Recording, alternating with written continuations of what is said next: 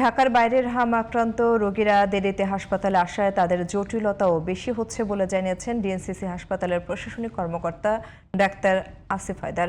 দুপুরে তিনি জানান, শিশুদের জন্য মায়ের বুকের শাল দুধ খুবই গুরুত্বপূর্ণ।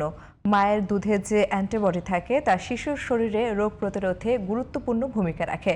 পটের দুধ খাওয়ালে শিশুদের শরীরে কোনো অ্যান্টিবডি তৈরি হয় না, ফলে ওই শিশুরা অপুষ্টিতে ভোগে বলেও জানান তিনি। এদিকে 24 ঘন্টায় ব্যবধানে হাম ও উপসর্গ নিয়ে সারা দেশে 11 শিশুর মৃত্যু হয়েছে, আর হাসপাতালে ভর্তি হয়েছে 1337 জন।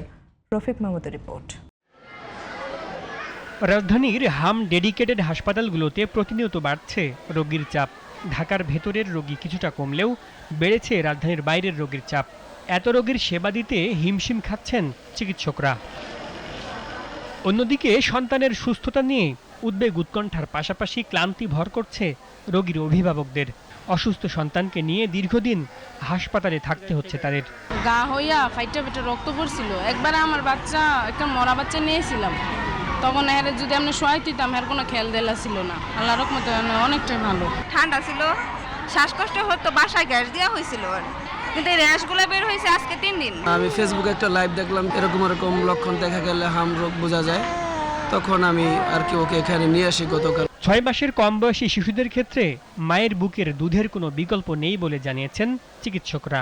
আমাদের মায়ের বুকের দুধটা কিন্তু আমরা বলি লাইভ মিল্ক। লাইভ মিল্ক মানে হচ্ছে এটার মধ্যে কিন্তু জীবিত বিভিন্ন রকমের সেলস, ইমিউনিটি, বিভিন্ন অ্যান্টিবডি সেগুলো কিন্তু আছে।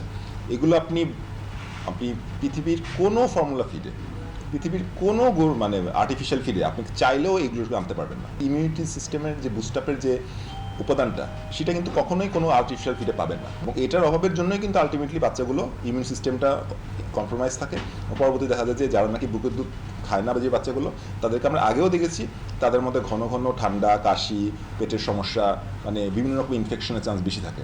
আর এখন হামও কিন্তু এর মধ্যে অনেকটা ইম্পর্টেন্ট পয়েন্ট। হামের সংক্রমণ রোধে জরুরি প্রয়োজন ছাড়া গ্রামে না যাওয়ার পরামর্শ ডিএনসিসি হাসপাতালের এই চিকিৎসকের।